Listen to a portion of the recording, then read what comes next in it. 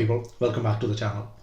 So it's been almost a week and there has been no new video. This is what tends to happen when I get into a series. When I do, I have to binge watch it. And before you know, a week is gone and all I've done is watch this series. This time the culprit is Ozark on Netflix. It's been a little bit of slow burn. I'm through 1.5 seasons, but I've been told to stick with it because season 3 apparently is the best. So if there are no new videos for the next few days, you know what I'm doing. However, this video is not about Ozark. This is about Wild Karnataka. This is a video that I saw recently and I was struck by how much diversity is being shown. A lot of this stuff I did not know about. It is freely available on a website called Zoos of Karnataka in 4K.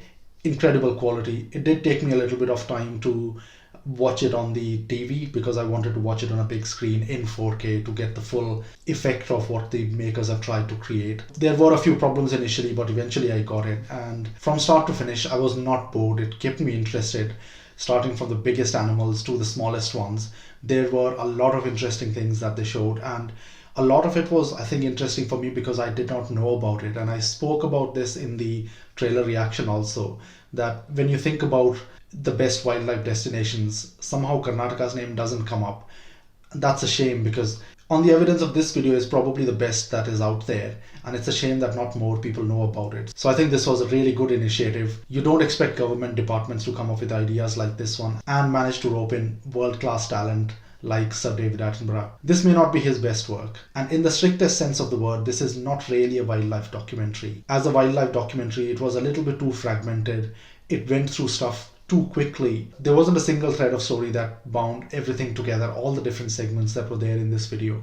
But I think judging this video as a wildlife documentary will not do it the justice that it deserves. You have to look at it as an almost hour-long advertisement for the state and the wildlife in the state. And I think if you look at it from that perspective, this was really good. Yes, there have been a few other videos, especially from Bharat Bala, who has done a really good job of showcasing certain parts of India, and even comparing it with those videos is like comparing apples with oranges. This short 1-hour video took such a long time, so I'm told that it took over 4 years of footage, and I'm not surprised. Wildlife documentaries are some of the most notorious because you can't really direct the animals to do what you want them to do. You have to wait, you have to be patient, and probably you have to go through like hours of footage to get that one sequence that you're really interested in. I think it stands in a league of its own. I haven't seen anything else like this. This is a really clever and good way of advertising what the state has to offer. And I think from a tourism perspective, this really piqued my interest. So a few months ago, I was in India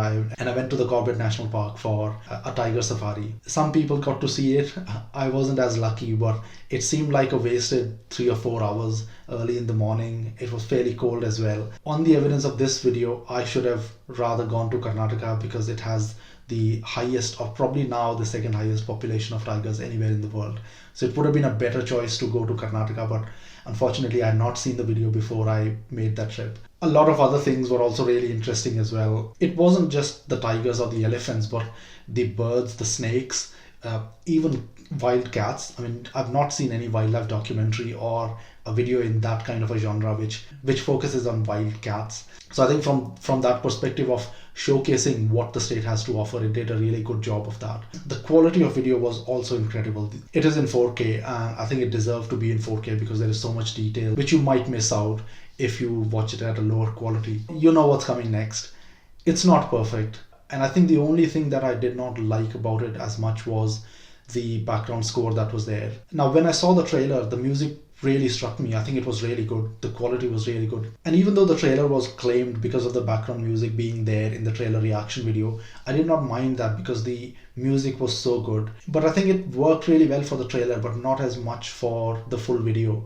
The video is almost an hour long, and there were instances where I think if you're used to watching wildlife documentaries, at certain points you will feel that the music sort of takes over the scenes. It's a little bit out there. It gets too much of the attention. Now, on its own, the music is really good, but I think if the whole idea is to showcase the wildlife and to showcase the animals, then it does not serve the purpose best. So I know some people might disagree with that, but I think you have to separate the two. This is not a criticism of the music. The music is really good, but when placed with what is on the screen, I think it took the attention away a little bit from what is being shown on the screen. Whoever is the person who came up with this idea and managed to get it through the bureaucracy definitely deserves our thanks as viewers, and from the people of Karnataka as well, because I think if you end up watching the full video, there is no way that it will not interest you, it will not put Karnataka on the map when you consider making a tour or a trip for wildlife purposes. So in that respect, I think it did the job brilliantly, and I think it's a great idea to put it out there for free on Zoos of Karnataka, the website where I saw it. The name might be a bit ironical because there are no zoos shown in this video. It's totally all the animals in their natural habitat. But keeping that aside, making it available free and at such good quality, I think that was a really good idea. Hopefully more departments, more states will follow that.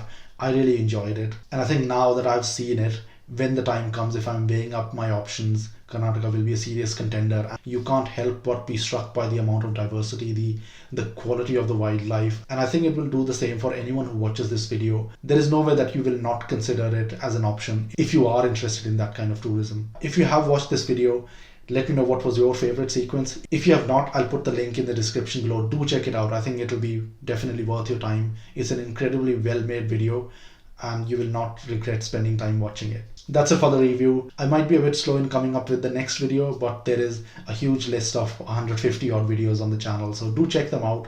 Let me know what you think of those. Write it down in the comments below.